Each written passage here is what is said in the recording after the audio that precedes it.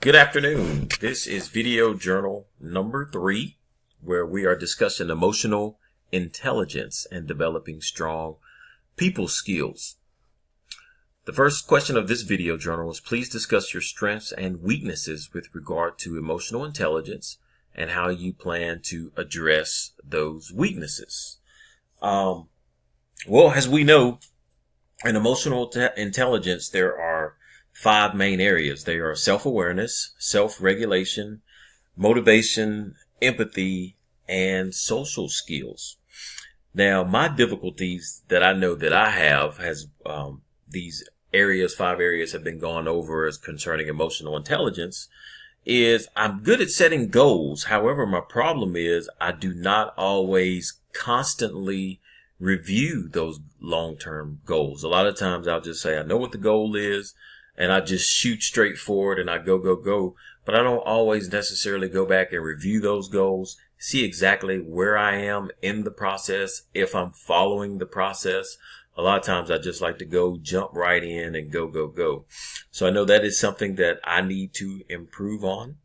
Another thing that I need to improve on in emotional intelligence is being faster at calming myself in stressful situations and situations that come up.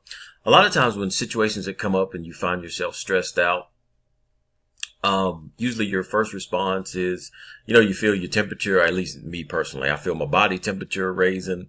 I'm like, oh my goodness, I don't know what's going on. Now, usually I can control it from an outside standpoint of view. People don't know that that's going on, but I feel it going on inside of me, and I need to improve and make those emotions kind of happen a little less fast. So, for example, here's a great example.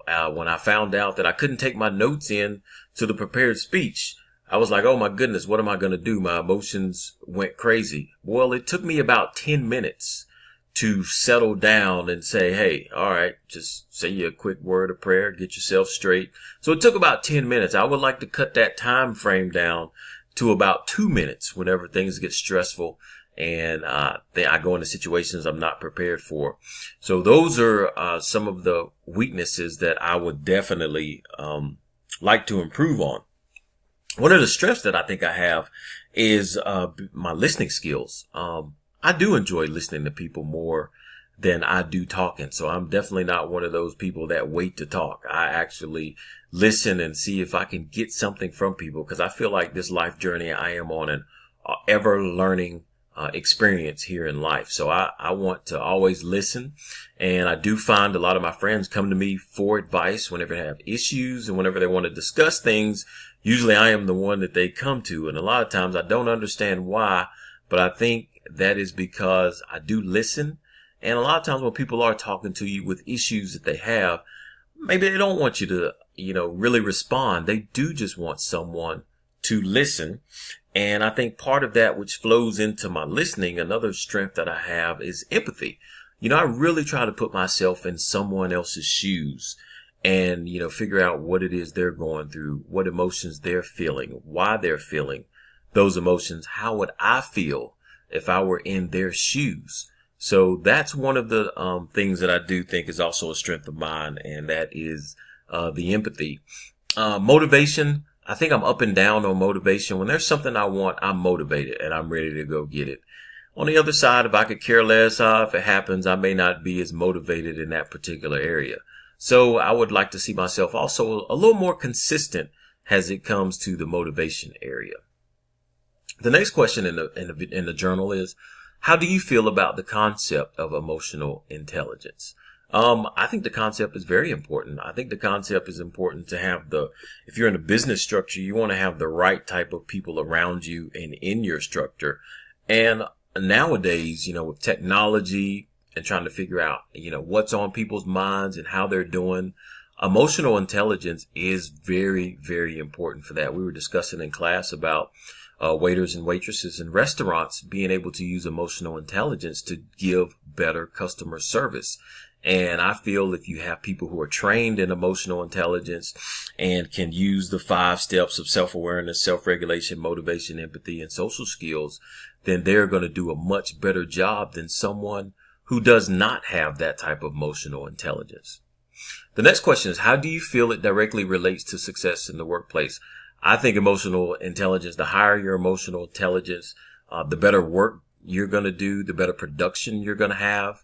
If your emotional intelligence is a little lower, you're probably going to produce a little less. But the good thing about emotional intelligence is it is something that I believe that can be learned as long as you have the will and are willing to learn what it's all about and how it works, and understand how it can directly affect your success in the workplace. Next question. Does it affect a salesperson's success more than someone with a career in accounting?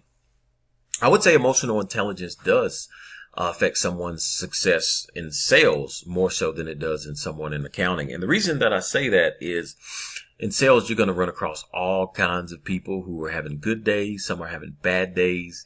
Some may say things that they really don't mean. And of course, you have to use your self-awareness and make sure that you know about you, and also use your self-regulation and make sure that your emotions don't get out of control just because something is said to you that you weren't ready for, or maybe even that you don't agree with. Because as you're in sales, you're going to run into all kinds of people. And then when you're in sales, as you're talking to all kinds of people, you're going to have to be able to empathize with those people and put yourself in those shoes and figure out what it is that they need, how you can help them. And once you can convey those type of feelings to people as a salesperson, then your success is going to be much more. On the other hand, with someone who's maybe in accounting, those people may not be in contact with a lot of people, and they don't need the same social skills that someone in sales may need. Because maybe they're dealing with numbers every day. As numbers come in, and they're dealing with P&Ls, profit and loss sheets, or they're dealing with balance sheets. They're looking more at numbers, and the only thing they have to do is put reports together. But they're not constantly in a setting with people at all times, and the setting being with individuals does not really set their career or make their career, but their career is more made by dealing with numbers, looking at numbers. How can we improve in the sales area numbers wise? How can we improve production numbers wise? Where can costs be cut? These are things that our accountants are dealing with, and they're not really dealing with the social factor of people. And I'm not sure if I'm supposed to say this, but I did take the emotional intelligence quiz. I'm happy to say I received a 60 on that. I think it was a 63. Well, let's just call it 60. And I think it's fairly well. But one of the things that I saw in it is that sometimes and I do find this truthful for me, that sometimes you are so into what others need, sometimes you forget to take care of yourself. And that has happened to me quite a few times.